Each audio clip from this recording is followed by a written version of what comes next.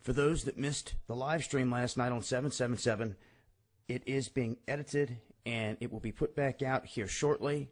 It was titled, "What is Going On?" And we talked a lot about what I want to touch on here for those that missed it. Dealing with Russia and all the actions that they're taking here recently. Now, I just put out a video talking about the U.S. putting their THAAD missile system in strategic locations in the South China Sea. Vladimir Putin saying that they could attack the United States on multiple fronts.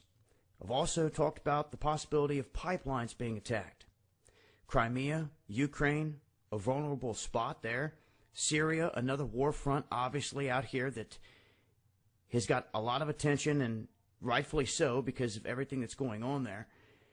And really, Vladimir Putin has been ordering his military to do all these different drills that have raised red flags itself.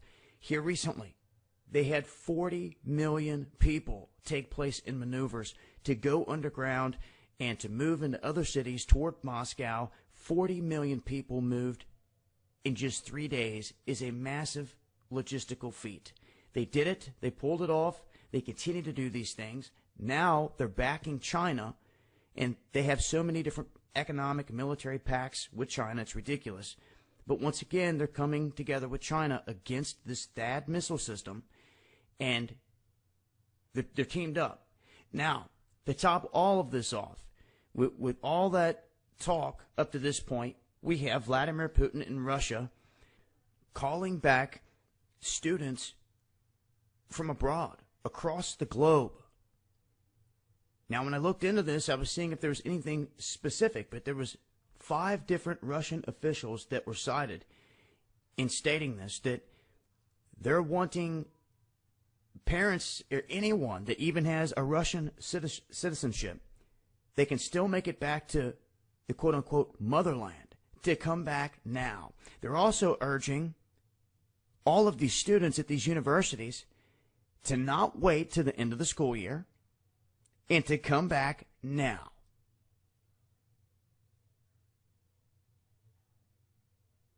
This is a move that has really raised some eyebrows. And it looks really like Russia is in a full stance to get ready to go to war. I mean, you can't pick another country on this planet that has been holding the drills and conducting the exercises and making the moves that Russia has been making, from the Arctic all the way down to the border of all these other countries and into Crimea. And with China having their back, they're a formidable force. And I can't help but think that if there would have been any intelligence whatsoever in our military throughout the past few decades, someone should have known that the biggest thing that anyone could have done was try to work in between Russia and China and turn them against each other.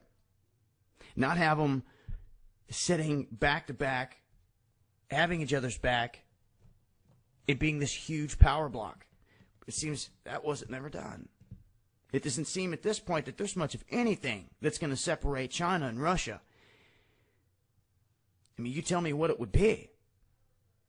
Unless they were the last 2 countries here fighting for resources, I don't see them ever going to war.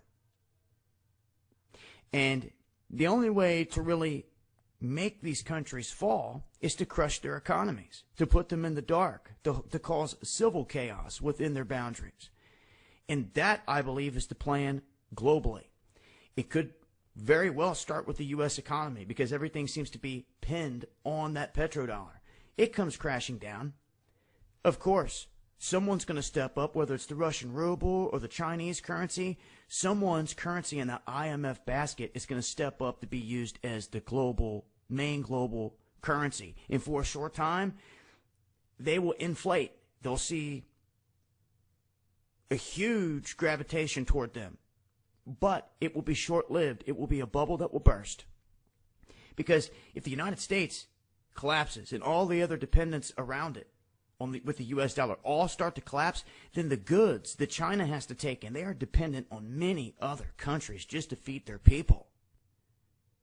You see, when that breaks down, then their economy starts to break down. And once that goes, eventually they fall like dominoes. And I can't help but think that that is the perfect master plan for these so-called elites to usher in a new world order. How are you going to install a new world order globally unless they all fall? You see, at this point, Russia calling back its people, definitely something to pay attention to. Now, I'll be going live, Dabu777, this Friday, 8 p.m. Eastern, talking about updates to all types of things. Also, make sure to follow me on Twitter. I put out updates on the daily there about anything. If it's an update to this video, the quickest way to get it out is through Twitter. And that's where it sits. I really think it's something to pay attention to. If you start to see countries, leaders calling back their people abroad, across the globe, man, it's something to pay attention to.